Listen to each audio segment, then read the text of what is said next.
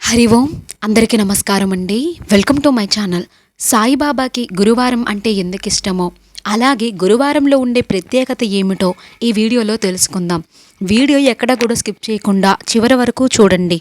ఏ నూతన కార్యం ప్రారంభించటానికి అయినా సరే గురువారమే చాలా మంచిది. ఆ రోజు ప్రారంభం చేసిన కార్యం దిగ్విజయాన్ని చేకూరుస్తుంది అని నమ్ముతారు.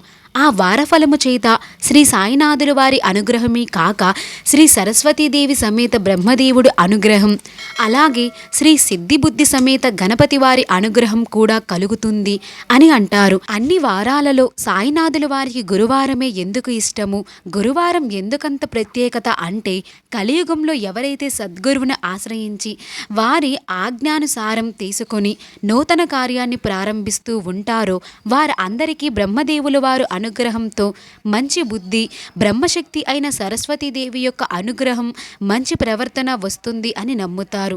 గణపతి వారి అనుగ్రహంతో మంచి వ్యక్తులతో స్నేహము అనే ఫలితము కలుగుతాయట.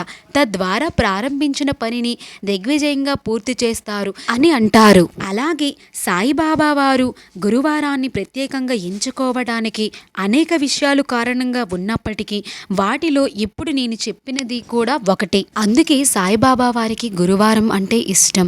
అలాగే మనం కూడా ఈ గురువారం నాడు ఏదైతే కార్యం చేస్తామో దాన్ని సాయినాథుల వారి అనుగ్రహంతో చేస్తే తప్పకుండా మనం చేసే కార్యాలన్నీ దిగ్విజయంగా పూర్తవుతాయి.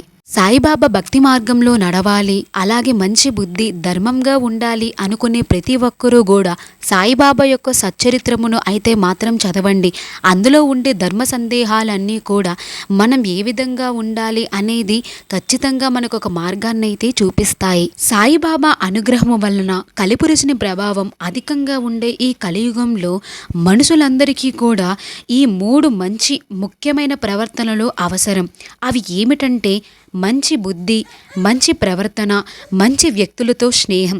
ఈ 3 ముఖ్యమైన గుణాలు ప్రతి ఒక్క మానవ జీవికి అవసరము. ఇది గురువారంలో ఉండే ప్రత్యేకత. ఈ వీడియో మీకు నచ్చితే తప్పకుండా లైక్ చేయండి. ఇలాంటి వీడియోస్ కోసం నా ఛానల్ని సబ్స్క్రైబ్ చేసుకొని బెల్ ఐకాన్ ఆన్లో పెట్టుకోండి.